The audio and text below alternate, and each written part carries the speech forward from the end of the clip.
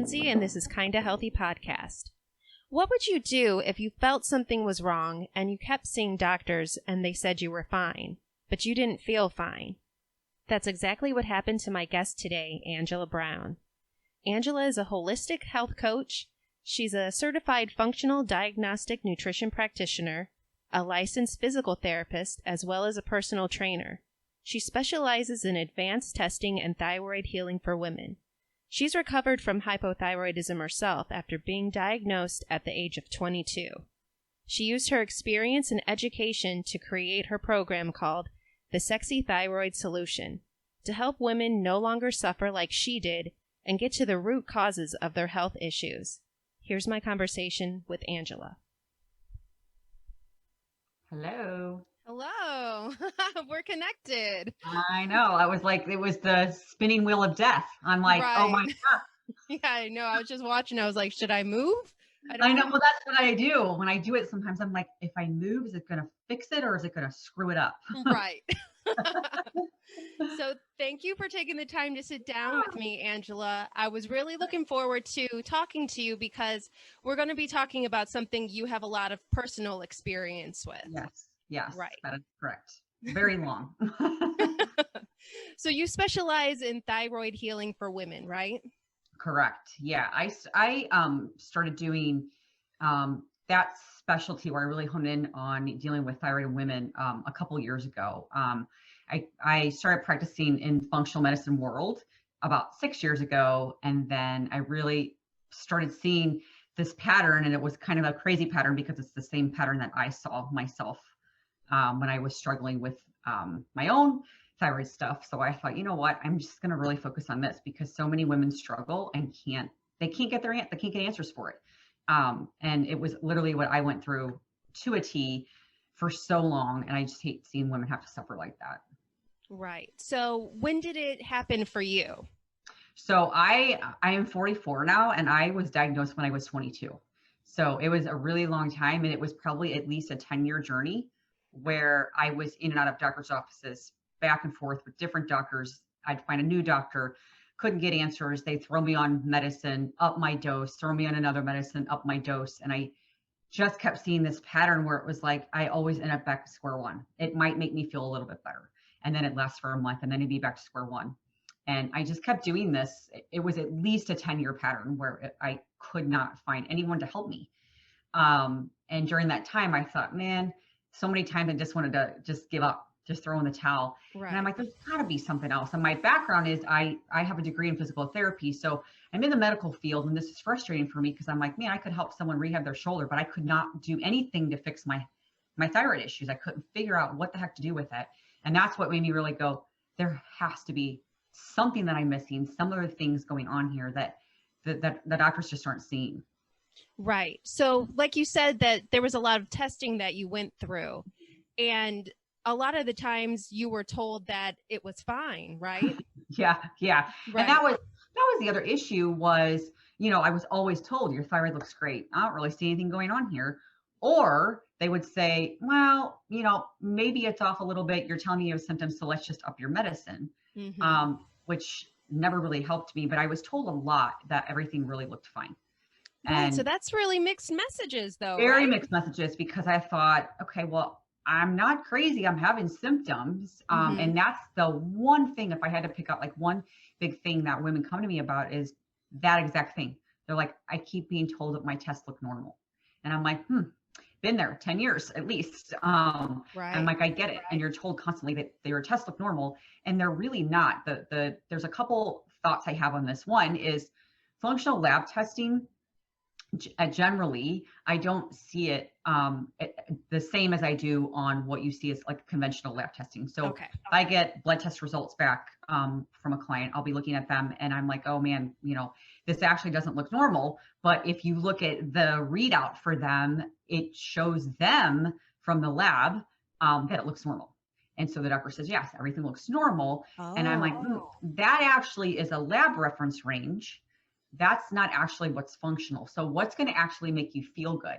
And so my reference range is that when I'm looking at lab testing, my reference ranges are completely different than what I'm seeing from a lab printout. And that's the part where I see a huge disconnect when it comes to labs, particularly with women. I see it a lot, is they just keep being told it totally looks normal. And I'm like, but I'm looking at your labs, and actually those reference ranges are not normal to me. And I can vouch for that myself, because that's what I went through. And I know now, since I've done this for so long and I've been dealing with it personally myself for so long, I can physically feel like my TSH might be going up a little bit. What did I do recently? And if I was under a lot of stress from something, or I, went on vacation and I didn't eat totally 100% spot on, I can tell, I can start to feel like, oh yeah, something's off here. And you really start to get in tune with your body, like, when something's not right. And that's why I get so frustrated with the reference ranges, because I'm like, I don't see those as functional. It's not what people feel good at, based off of that piece of paper. And that's why I see so many women that they say, man, I just keep being told and I'm fine. You look normal. And they're like, why am I having all these symptoms then? And they just either throw them on a pill that sometimes doesn't even have to do with thyroid. A lot of times women, and I see this so often, they're told just go on an antidepressant, or you're just getting older. I was 22 when I was diagnosed.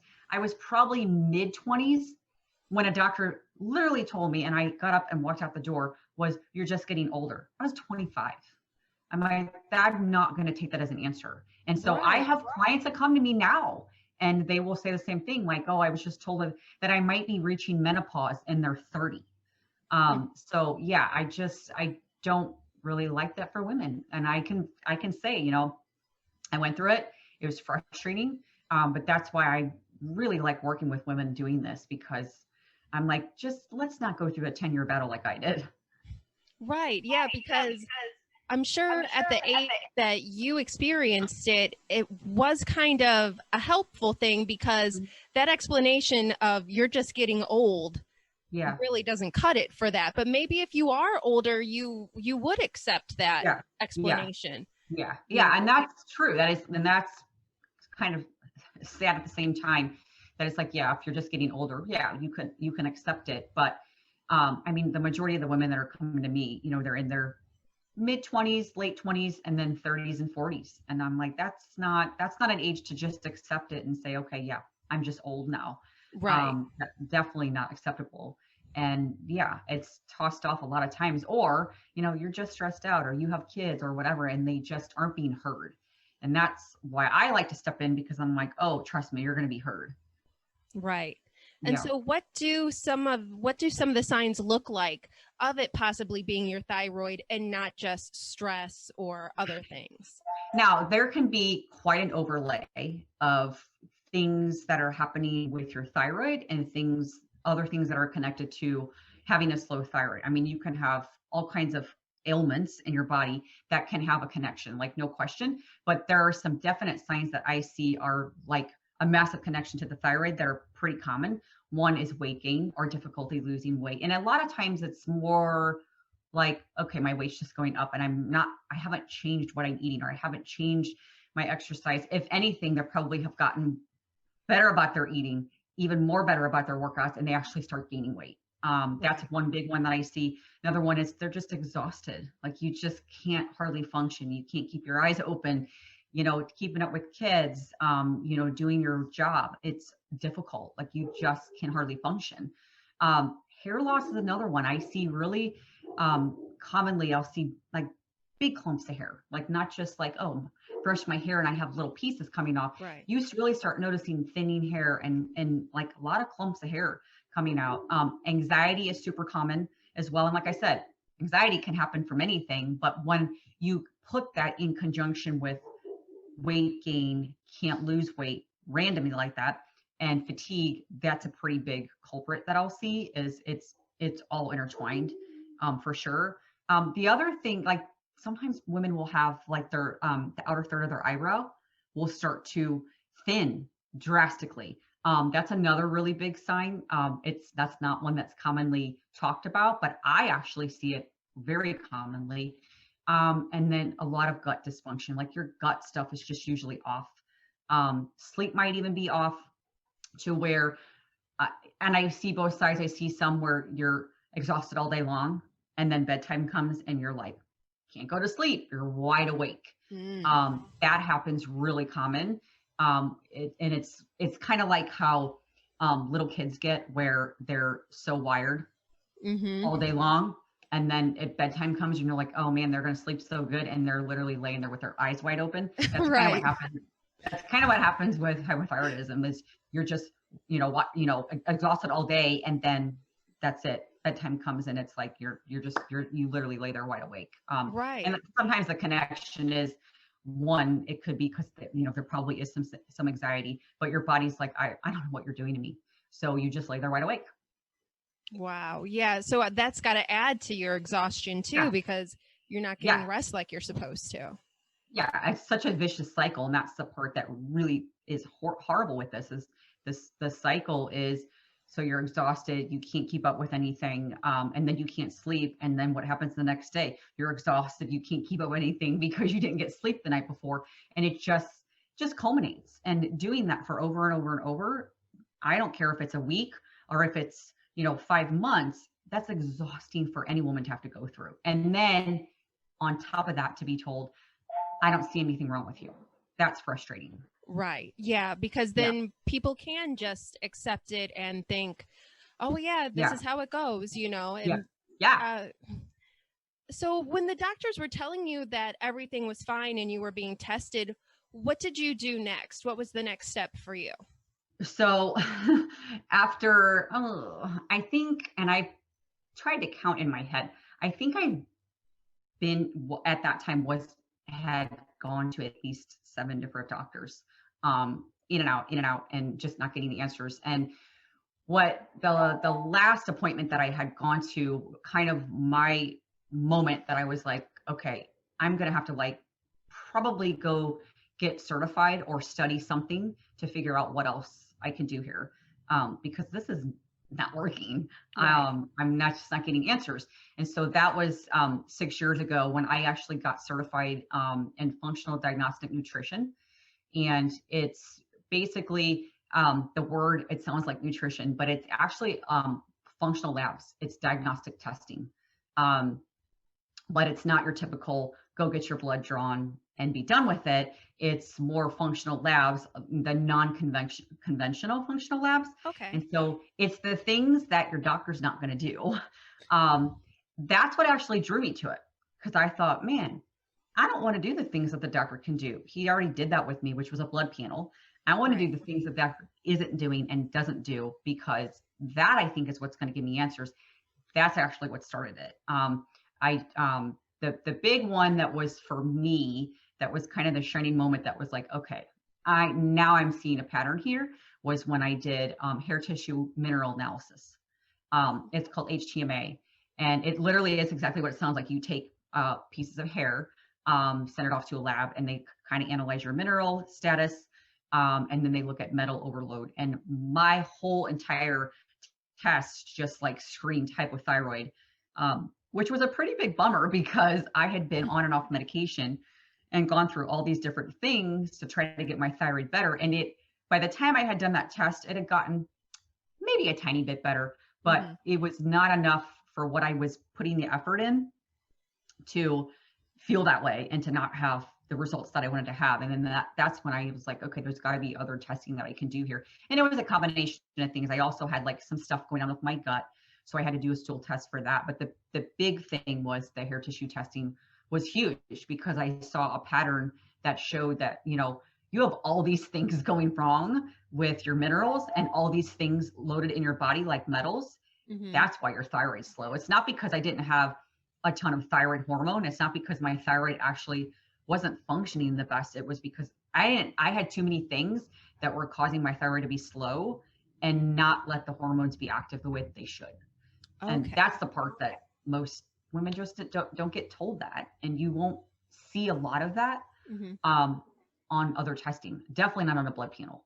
Right. One thing to keep in mind is a blood panel is going to tell me what your, whether it's minerals or metals. A lot of times you don't check metals on there, but like minerals especially, what is it right now? Like what time of the day I got my blood test, what is it right now? If I go get a hair test, that's going to tell me the last 3 months Oh. average of my levels.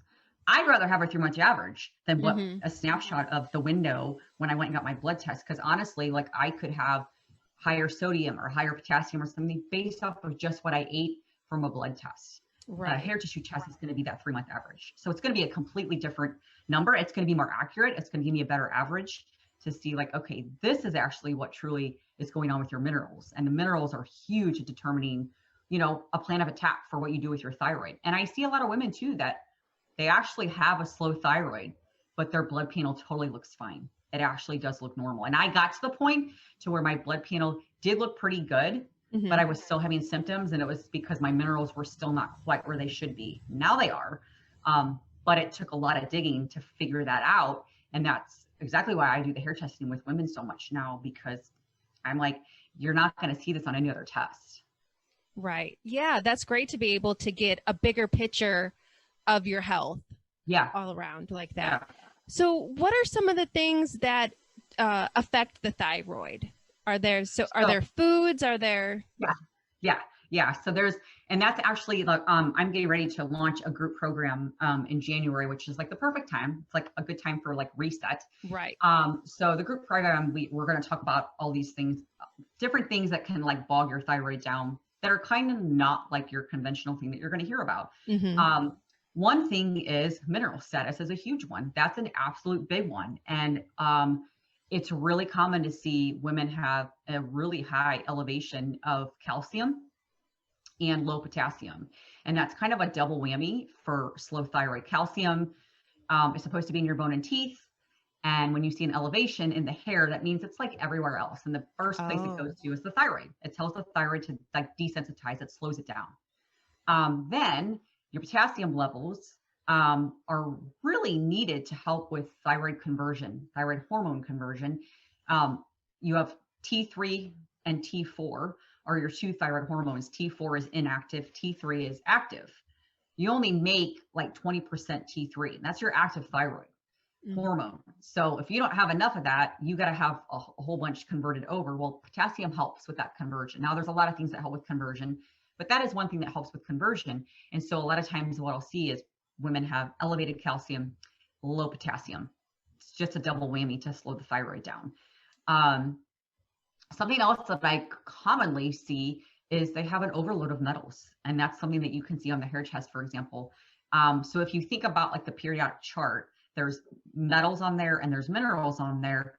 If there's metal present in your body, now everyone's gonna have a little bit of metals. That's normal. Right. But you shouldn't have an excessive amount. If there's an excessive amount of metals, they're gonna bump out that mineral in that line on your periodic chart. So Oh, that's how okay. like selenium, potassium, magnesium. That's why these minerals sometimes can get bumped out too, because there's metals present and they will wreak havoc. And one of the worst ones, and again, super common in women, is copper. Copper overload is really common, Really? especially if you, as a woman, have ever taken, whether it's past or present, any birth control. It's Wow. it's synthetic, and it will cause, like we call it, copper overload, and it'll be almost like a copper dump. Like you will have copper in your body, and a lot of times copper likes to stay hidden and sequestered, and it just wreaks havoc. It enhances the effects of estrogen. It screws with your thyroid. It does all kinds of things, and it's very common in women to have this, particularly if you've ever had, or past or present, had birth control use. It's pretty common to see Right. that. A And lot of times you hear get on it as soon as you can. It'll help yeah, regulate your it'll period. help. And Yes, exactly. And that's what actually happened with me. With I took birth control pill for probably 12 years, I guess. And then when I did my first hair test, the first test actually didn't show my copper because copper likes to stay hidden. But Mhm. once I started balancing my minerals, my second test, it was highly elevated. Wow. And I knew it was going to be, because I was pretty positive I had copper overload. Mhm. And so that was kind of one of the big things that was slowing my thyroid down, was this copper toxicity. It's just very hard to see, and you have to be careful with copper. It is not something that you just want to go straight into detoxing, because it'll make you Mhm. feel like you have the worst flu of your life. It'll make you feel pretty ill. They call it, copper dumping. It makes you feel Wow. very sick. So I don't typically say, okay, let's start detoxing copper right away, whether I see it present or not on a test, because it can make you feel really icky. But it's common. It's common to see that. Another pretty common thing that I see is when the liver gets sluggish. Mm-hmm. So remember I was talking about the conversion. So you have to have thyroid hormone conversion, because you only have 80% T4, 20% T3. You have to have quite a conversion over. One of the biggest places that happens is your liver. Massive conversion happens in the liver. If your liver's bogged down, which most people have a bogged down liver, I even have a bogged down liver. Everybody has a bogged down liver at Mm-hmm. some point. That's going to slow that conversion.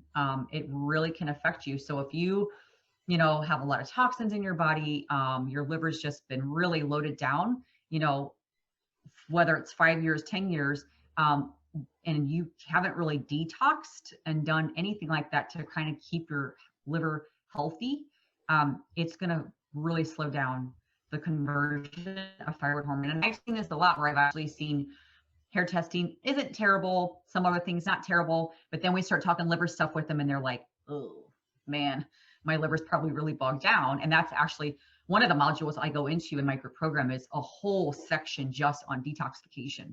What can you do to get your liver detoxing better, and to avoid the overload again, so that your thyroid can function better? Because that's a pretty common one, that I see. Right. Um, Yeah. And we ask a yeah, lot of our livers, don't we? yeah, yeah. And, and it's hard because, irregardless of, if you could be eating super healthy, you could be taking like the best supplements in the world, you could be taking very, very good care of your body, you're still going to get bombarded with toxins in the world. Like that's Right. inevitable. You walk down the street, you're going to breathe in toxins. I mean, it's inevitable, but that's why I really go over it in my program too, is, well, what else what are the things that you can control to help with your liver? What are the things that you can do to keep your liver detoxing better, so that when you are bombarded with things, your liver can actually handle it, because the liver, like I said, that conversion, there's a big conversion there, and when liver's bogged, man, it is tough. It is tough to have the thyroid working right. Right. Yeah. um Go And ahead. people don't really, I think about their minerals that often. No, We're used to no. thinking about fat and carbs and protein, Right, but right. it's really easy to overlook our It's really easy to minerals. overlook, and I'm glad you just brought that up, because that was the next thing I was going to talk about, is the the food that you're eating, basically. So obviously, I mean, a lot of people that do suffer from a slow thyroid, instantly, they're told to go gluten free, make sure you're not having processed foods, things like that. Like those are the common things that, someone with a slow thyroid is going to hear. Hmm. But one of the things that I have found, and I learned a lot about this when I got certified doing hair tissue mineral analysis, was your macros, so carb, protein, fat. That can actually play a really big role in your thyroid function. So if you think about carbohydrate and protein, their calories are not the same as fat. So carbohydrate and protein is going to have 4 calories per gram, but fat is going to have 9 calories per gram. So if you think about that caloric intake, it's going to take a little bit longer to burn off that fat than it's going to take to burn off that gram of carb or protein. Okay. So think about it like this. If I'm taking in, and I can vouch for this because I attempted to do the ketogenic diet many moons ago, before I knew I had all this mineral imbalance and stuff like that, but I was hypothyroid at the time, and Hmm. I took in a really, really high fat diet. So I was like, man, this is going to be awesome. And I got very sick. My thyroid went into the crapper. It was really bad. Oh. Um, Probably my TSH number, which is one of the markers they check on your blood panel. It's called thyroid stimulating hormone, was the highest it had ever been. I mean, my thyroid just totally shut down. So something that I learned when I started doing the hair tissue mineral analysis is taking in fat like that, it takes a lot to burn it off. If Hmm. your thyroid's slow, whether it's slow because you don't have enough thyroid hormone, or whether it's slow because of all these other things that I talked about, doesn't really matter. If your thyroid's slow, it does not have the energy to let you burn off all of those grams of Oh, fat. So taking in a okay. really excessively high fat diet is going to slow your thyroid down even worse, when you're in a hypothyroid state already. If you're in that slow state, it's going to slow it down worse. Something else that I have found is that taking in good amount of carbohydrates, and we're talking like starchy carbs. So like sweet potatoes, butternut squash, things like that, they actually help with thyroid hormone conversion. Again, keep talking about thyroid hormone conversion, how important it is. Carbohydrates actually help with that. So if you think about a ketogenic diet, it's high fat and there's no carbs, like no carbs. Right. So those two things can really slow your thyroid down. And some people can do it. I see people do the ketogenic all the time. Works fabulous for them. They probably don't have a slow thyroid. If you have a slow thyroid, I haven't seen too many people be able to tolerate something that is such a high fat and low carb diet. They just can't tolerate it very well. Does that mean forever? No. If their thyroid gets back to functioning optimally, they might be able to tolerate something like that. But I typically am going to recommend, make sure you're getting your carbohydrate intake in, make sure you're getting good protein in because of the aminos in it. But, be cautious of how high fat you go. Now, you never know what go low fat. Everyone needs good, healthy fats. And that's a whole module, again, that I talk about in my program is we go over like, okay, this is the eating style. This is why, we go over meal planning and all that stuff. And I get into that simply because, I'm not big on let's count your calories. I'm big on, okay, where are your macros at? Are you making sure that you're getting in good carbs? Are we making sure that your fat's not like 180 grams a day? Like we would look at the macros, not really counting calories. And that's one of the big reasons why I get into that is because people get so hung up on what are my calories? And I'm like, actually, I could take in 1800 calories. You could take in 1800 calories. But if yours is mostly fat and mine's mostly carbohydrate, my thyroid's going to feel better at that than your thyroid, even though our caloric intake is exactly the same. So that's why I don't look at calories. I look at your macros, especially when you're looking at thyroid function. Okay. Yeah. And because if your system is functioning differently than somebody else's, you can't really go on those kinds of numbers as comparisons either. Right. And that's why too, like for me, it's not a cookie cutter approach. You really have to be careful. Even for me, like if I'm advising diet, lifestyle, things like that for clients, I don't even like to advise, okay, you should be eating this kind of way or eating macros this unless I'm looking at testing. Or we definitely know like, okay, yeah, you have all these hypothyroid symptoms. If you're having all these hypothyroid symptoms, then yeah, you need to start eating like you have hypothyroidism, like you have a slow thyroid. That's going to help you. But if you're really just like, I just want to lose weight, but you have no symptoms other than I just want to lose weight, that's a tough one to just say, okay, you need to eat this certain way.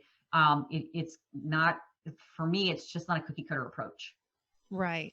And then when we were talking about your liver being bogged down and having, increasing weight happening to you, that was really making me think about how we brought up the topic of toxins. And I know that things like that can get stored and concentrated in fat also, right? Yep, absolutely. Yeah. And it's a tough one because, I do get asked too, what do I do about cellulite? I hear this a lot. Right. And cellulite happens a lot because there's a lot of times it's toxins that are being stored. They do like to go store in fat. And so that's why, when you start doing a liver cleanse or you're eating better, doing things to kind of nourish your liver, you can start to remove some of these toxins. They will filter through your liver and you can start to remove some of them. And I've had, women tell me, they're like, oh man, I feel like I'm eating healthier. I'm eating more for my thyroid, but I feel like I'm getting leaner, but I haven't really changed a ton other than eating for my thyroid. I'm like, oh, that's why it's doing that, because you actually start to remove some of the toxins. And where are the toxins at? They're in your fat.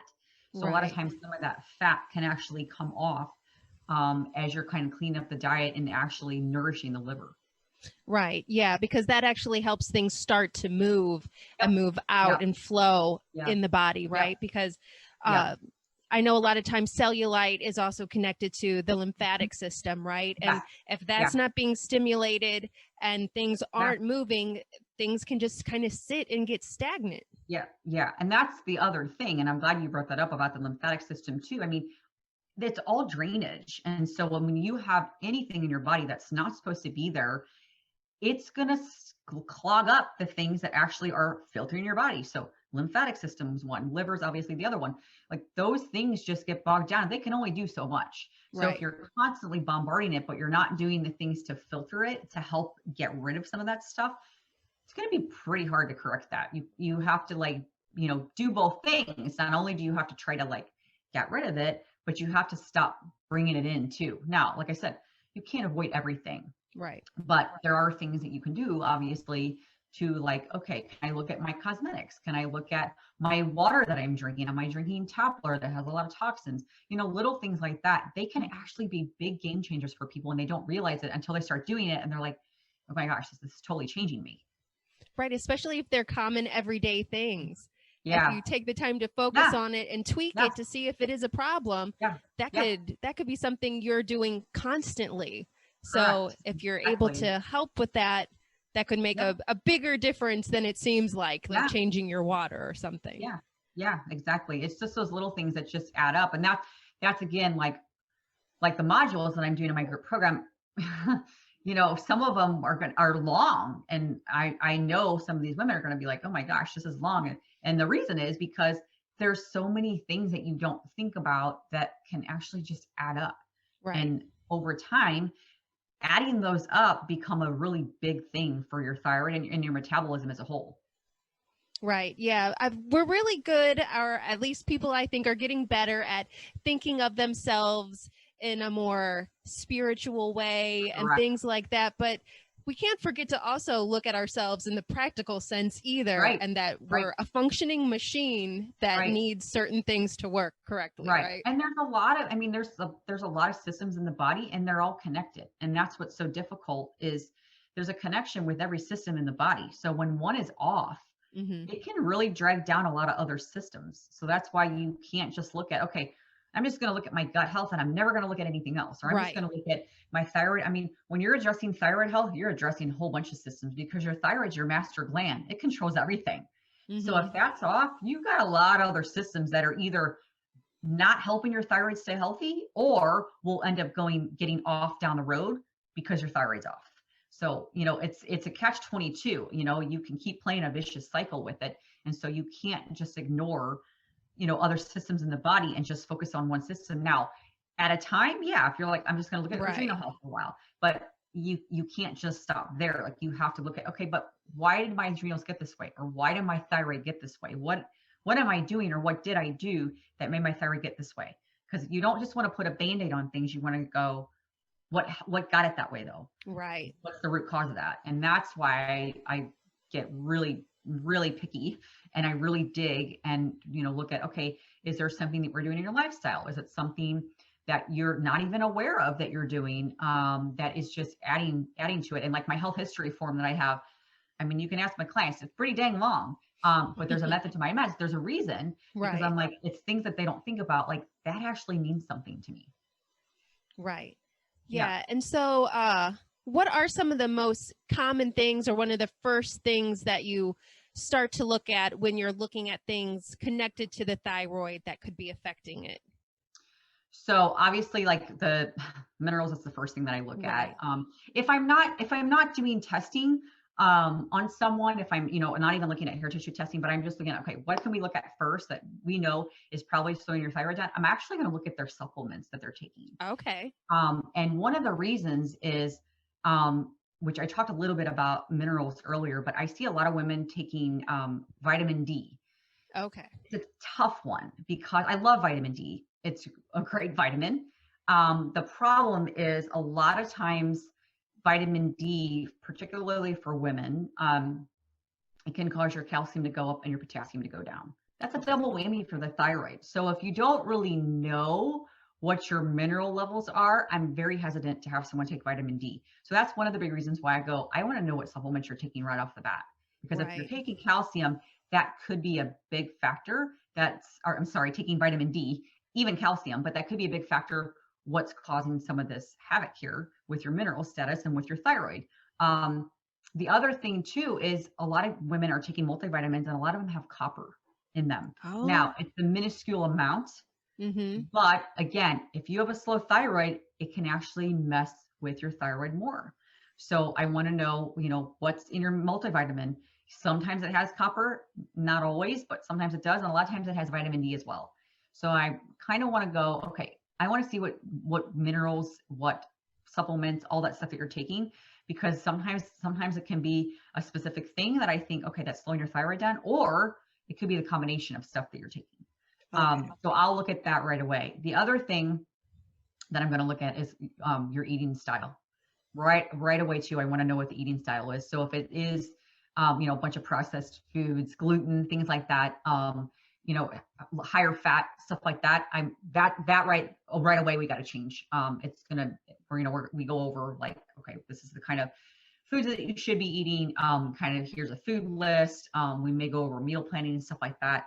But food for sure has to be addressed, and it's not a fun conversation usually. Most people don't want to have that conversation. Right. And the hard part is a lot of women just go, hey, well, just tell me what pills I can take. Mm-hmm. And the reason is because that's the way they've been trained by the doctors. Right. All of them have been told that here's a pill, take this, you're going to feel fine. And that's a sad, sad state to have put women in, but it's gotten to that. The other thing too is I want to look at their thyroid panel. I want to look at it myself. I want to see, okay, let me look at your thyroid panel. I'm going to tell you if that actually looks okay or if that's not okay. And the other thing is if they are taking thyroid medication, I want to know what they're taking. Right. I want to know when they're taking it, how they're taking it, what else they're taking around it. I really dig into the medication aspect. There's so many things that can affect how you're absorbing your thyroid medication, a ton of things. And again, and I don't know why, but doctors don't tell, the most time they tell women, just take it first thing in the morning. But a lot of times they don't tell them, you need to take it on an empty stomach. You need to take it away from calcium or iron supplements because they actually latch on. If it's within 4 hours, it will latch onto your thyroid med and it's done. You will not absorb that thyroid medication. Women aren't told that. Right. If you have gut dysfunction, sometimes that can be hard to absorb thyroid medication. Mm-hmm. So really dive into like, how are you taking this? And I dive into what are you taking? So if you remember what I said earlier, active thyroid hormones, T3, the most common thyroid medication that women get put on is Synthroid. Synthroid is T4. There's no T3 in it. So that's why a lot of women, and this is what happened with me, I got put on Synthroid. They're like, great, you're on thyroid medication. Go on your way. I was like, I don't feel any better. Go to another doctor. Here's more T4.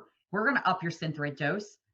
2 months later, I don't feel any better. Go to another doctor. And they just keep increasing my Synthroid. And I'm like, this is T4 only. That's not active thyroid hormone. That's that's the inactive form. Most people who have a thyroid issue have a conversion issue. They can't convert T4 to T3. Majority of them. Right. So if someone's get put on T4 only medication's not going to do anything. They're going to feel terrible. Sometimes not only do they not feel better, sometimes they actually feel worse because their body is craving T3. It wants T3, but it can't convert over. It's having a hard time. And most women do have a hard time with conversion. And so they go on T4 only medication, which is Synthroid. Besides the fact that Synthroid is like a synthetic medication, so a lot of times women don't absorb it anyways, but it's T4 only. So that's why a lot of women, they don't feel good when they go on thyroid meds. And that's why I ask them, what are you taking? I want to know the dose. I want to know how you're taking it. Like I get into details because I'm like, that's like a huge factor. And then some women are actually on thyroid medication, usually T4. And I'm looking at their labs and I'm like, actually, you don't need medication. It's just, you have a mineral imbalance. We're going to fix the mineral imbalance in 2-3 months. You're going to feel totally normal again. Right. And so that, that's why I get really picky about, asking questions and, how long have you been on this medication or how have you been taking it? Because that's a huge factor. Right. Yeah. And having dealt with it yourself, that's so helpful to other people because you know how it feels and you've looked into this stuff because you've had to be your own health advocate. Yeah. And that, is frustrating as frustrated as I was at the time when I was going through it all. I even remember like the last probably year that I was really struggling with it. I'm like, someday I'm going to be able to talk about this to somebody that I can help with this so that they aren't going 10 years like this. Right. And there's going to be, bigger, better answers for them quicker than I had. And that's why I'm so passionate about it, because I'm like, this is insane to put women through this. This is insane when there are answers. There's easy answers too, instead of making them struggle like this. Right. So how would you say mindset affects This is a whole module. My very first module in my group program is called Because it the seems like Sexy mindset Thyroid. always Yeah, like yeah. people It's don't think called about the it, but it's a big thing, right? it is. It's called the Sexy Thyroid Mindset. And the big reason is, so when I was struggling with my stuff, I can remember thinking back and I'm like, okay, what was one of the big things that I really wish someone had talked to me about, but didn't when it came to my thyroid? And it was no question, it was mindset. I had got into such a rut. And I talk openly about this to my clients. I had gotten into such a rut that I would wake up in the morning if I had slept. And I would wake up in the morning and say, I'm never going to get better. Like my thyroid is just screwed. I don't know why you're even bothering. I don't know why you're even trying. Like I set my morning up every day with a negative attitude about my thyroid. Um, and you know, I started realizing like, okay, I'm kind of like setting my whole entire day and like all the time, my thyroid's like gonna keep functioning this way if I keep saying this. Mm-hmm. And so I started writing down like, okay, what can I say instead when I wake up in the morning? What can I say instead when I'm having a really crappy day and I don't feel good? What can I say at night when I go to bed? And so I literally had like a list of like I called my thyroid affirmations that I said every morning, that I say in the middle of the day, that I said in the evening. And it got to the point where I didn't even have to look at them because I had them memorized because I said them Right. so often. And it was pretty incredible to see like, okay, you're putting that out there. Like, I was a firm believer in the law of attraction, Mm-hmm. but it was like I didn't think about it with my thyroid. I didn't think about it with my health. I thought about it like finance, career. Like I thought about all these things, but I was like, why are you not doing this with your health? Right. This is a really big thing that you're screwing up here by Right. having this horrible mindset, being stuck in this, thinking you're never going to get better. This is just the way it's going to be. I would start to make excuses like, well, I deserve this, stuff like that. It was really Mm-hmm. bad. And so when I started realizing like, man, putting these like affirmations out there, whether it was happening or not, I still Right. kept putting it out there because I knew someday that it would get there. I can tell you that if I'm having it, like even now, present day, if I'm having a really crappy day, I have to like stop myself, like, you are not going to talk bad about yourself. You're not going to talk your thyroid. You're not going to do any of that Mm-hmm. because I'm like, I am not putting that out there. I worked too hard to get this fixed. And that's one of the things that I talk about. We really dive into affirmations, finding your why. First of all, that's a big thing. Right. Why do you want to heal your thyroid? Why do you want to feel better? And it can't be because I want to be happy with my husband, or it's got to be something about you. It's got to be about what are your goals in life that want to make you feel healthier for your thyroid, not anybody else. It has to be like, Mm-hmm. what do you want? Is it because you want to be able to like enjoy your life with your family? That's fine, but it can't be you're doing it for someone else. And I started noticing like, okay, finding your why, like that's a big thing for your thyroid mindset. Like, what are you doing this for? You really need to know why you're doing it, and write it down, because sometimes you kind of forget when you Right. get into a bad space, which I was. When my thyroid was really bad, I was in a really bad spot. And when you get into such a bad space, you lose sight of what you're doing this for, and then like you forget. And so I'm like, you got to write it down. And that's why I have like a whole like goal sheet, finding your why, like a whole sheet that they're going to go through. Like, fill this out first. If you don't fill this out, we're not moving on yet. You've got to fill this out because it's such a huge factor.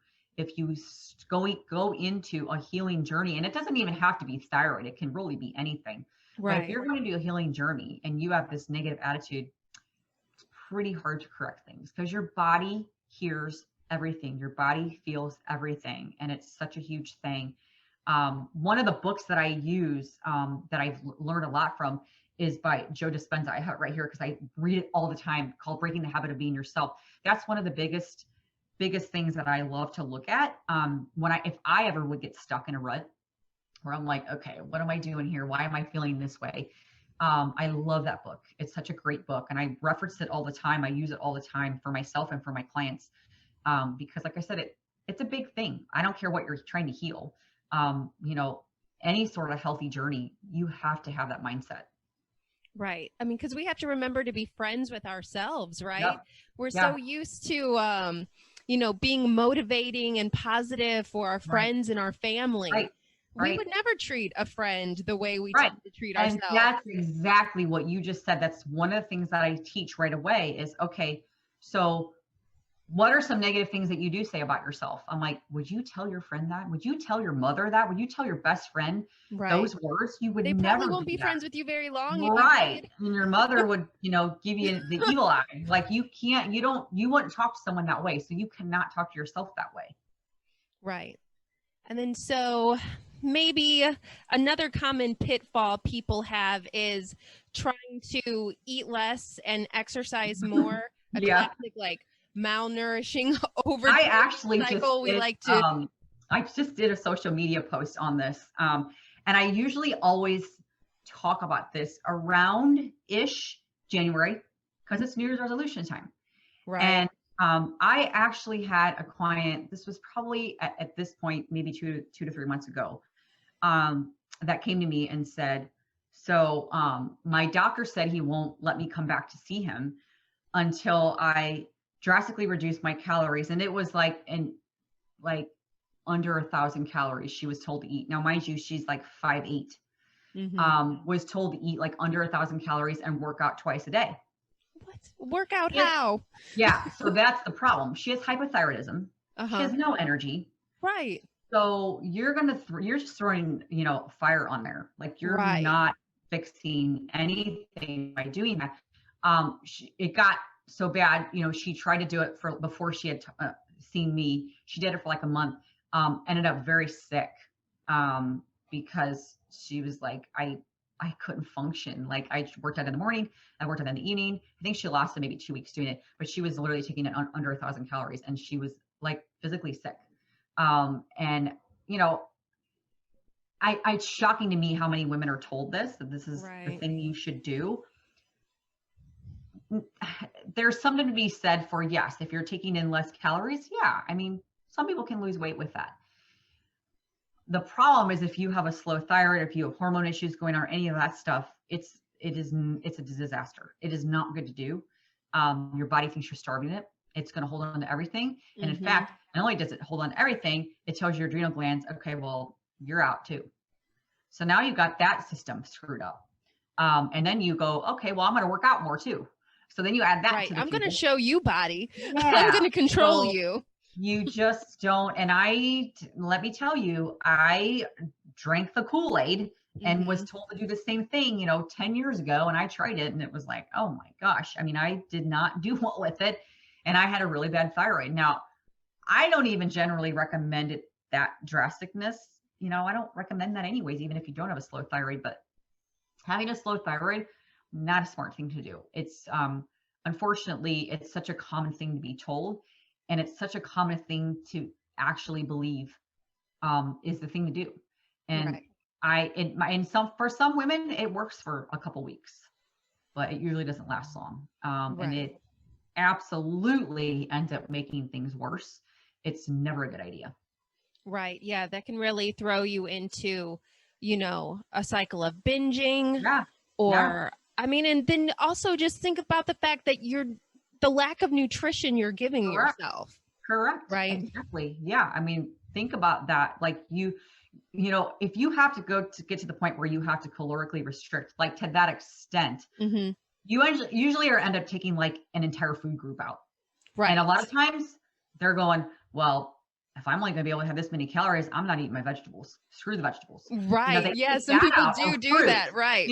They take out like actual food groups because they're like, I want to be able to eat all the fat or all the other, things. And the problem is, you're told to eat less. And again, we're talking about calories. You're told to eat less calories. What are your calories? So if you're told, okay, you need to eat less than 1,000 calories, but all your calories are from Oreos. I mean, that's not particularly going to help you lose weight, but your doctor keeps saying, no, as long as it's under 1,000 calories, you're fine. Right. And that's why I don't count calories, first of all, but I don't have people calorically restrict like that. Right. Yeah. I stopped counting calories in that way a long time ago when it did dawn on me. It had more to do about what you were feeding yourself Correct. with the food. You know what I mean? Correct. So what you were giving your cells to work with, rather Right. than, Right. if I'm going to fit into this size pants or not, Right. Right. Yes, exactly. No, and you nailed it right there. That's what, you know, the eating mindset, it's a tough one. Mhm. And especially for us women, we've gotten like the short of the stick there when it comes to like not being able to eat like men can do and this and that. And so we end up in this mindset like, okay, I need to eat this way. I have to eat that way. Like you get into a bubble where you end up getting like obsessive about it. And you're like, Right. oh my God, I just had like one extra peanut. I'm going to put on 50 pounds.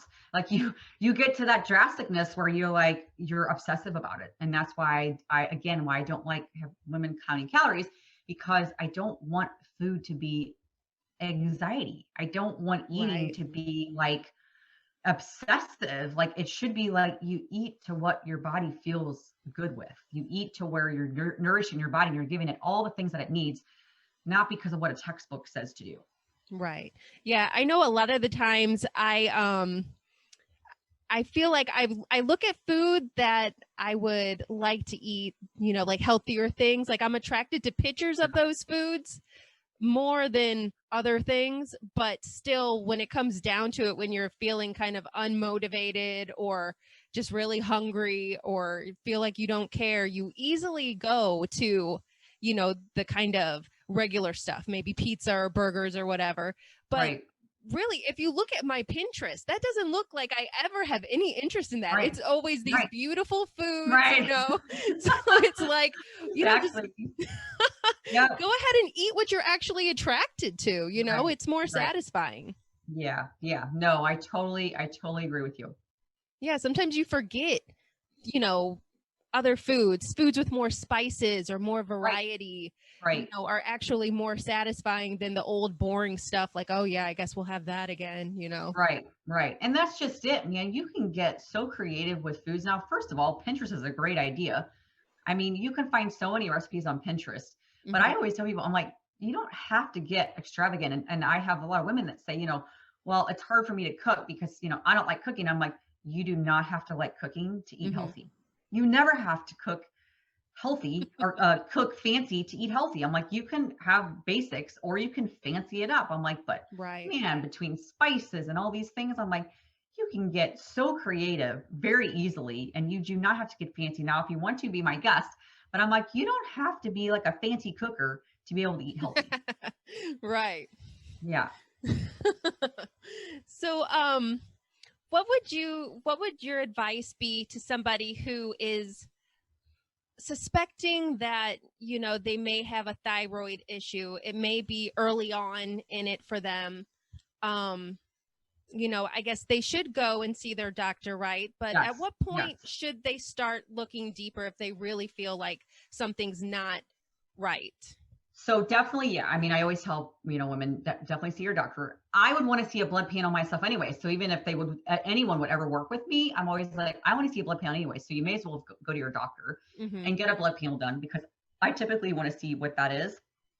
But if you, first of all, which we talked about in the beginning, if you are told, okay, everything looks normal from your blood panel, but you're having symptoms still, like Right. something just doesn't feel right. And let me tell you, women are in tune with our bodies. We know when something's off. We're not crazy. We Mm-hmm. know when something's off. So if you're like, no, I actually feel like there's something off, that's when you need to dig deeper. And, you can go to your doctor and say, okay, put your foot down. Something's off. Something's not right. Unfortunately, it's not very common to where they're going to go, okay, let's do some functional labs or let's dig Right. deeper. Unfortunately, it doesn't happen a lot. You can go that route. Otherwise, I always say, I might try to find a functional medicine practitioner. Now, there are functional medicine doctors. Mm-hmm. They're harder to find. Insurance usually isn't covered. Here where I live in St. Louis, it's hard to find a functional medicine doctor here. We only have a few. Insurance isn't covered, coverage with them. So it's not easy. I'm like, otherwise, find a functional medicine practitioner. Like I'm a functional medicine practitioner. I'm like, find someone. Here's the thing. Like for me, I work with people all over the United States. I'm like, you don't have to live next to me. I'm like, you can, everything is done virtual. We're doing Zoom now. Like you can do Zoom Right. I'm like, that's what's so great about it is you can make it work. You can work with someone from anywhere. And there's a lot of functional medicines. Like my certification that I have in FDN, oh my gosh, there's a ton of us. We're all over the world.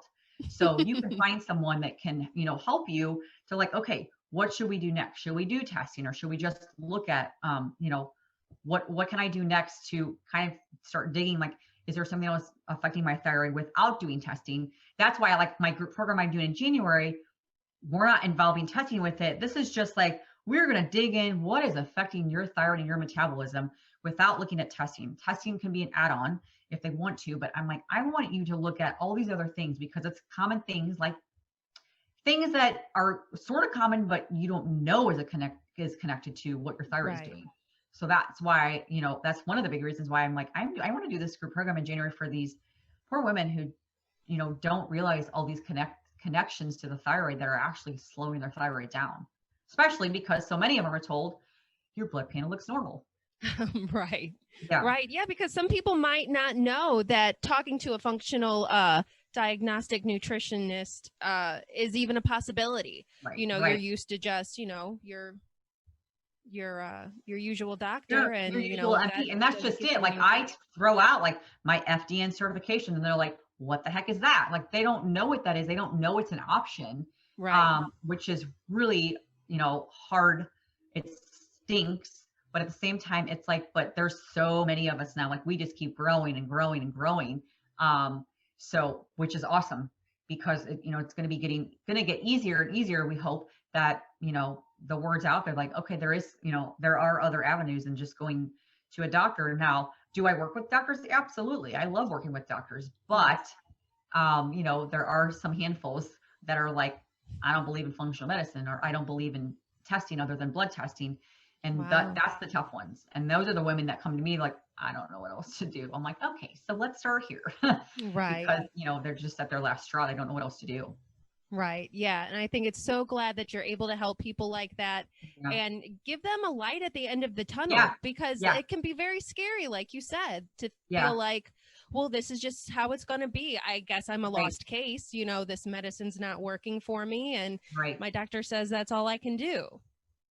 Yep, exactly. Yeah. And that's essentially what, they feel like this is all there is. This is what my doctor said. What else can I do here?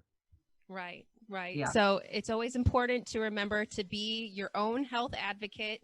Yep. Reach out, never be quiet about it until you never be quiet. That's right. No, make sure if you keep saying something, you will eventually connect with somebody that you need to. Yeah. And now, get things on the right track too.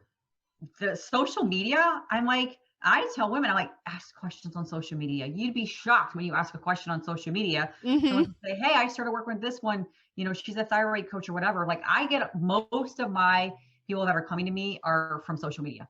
And it's because either referral or they happen to, they put in the hashtag thyroid coach or something and my name popped up. Like that's what's cool about it is like, start asking questions, don't stop digging, and demand answers. If you're not going to get it from your doctor, then start finding someone that can. Right. Well, thank you so much, Angela, for talking to me tonight.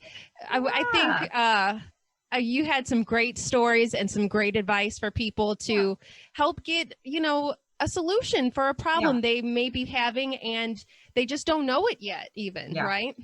Yeah, correct. No, thank you so much for having me. This was fun. Thank you. You bet. If you'd like more information about Angela and her program, The Sexy Thyroid Solution, go to angelabrown.org. I'll have links in the description, and make sure to share this episode with someone you think it'll help. Thanks for listening, and I'll see you next week.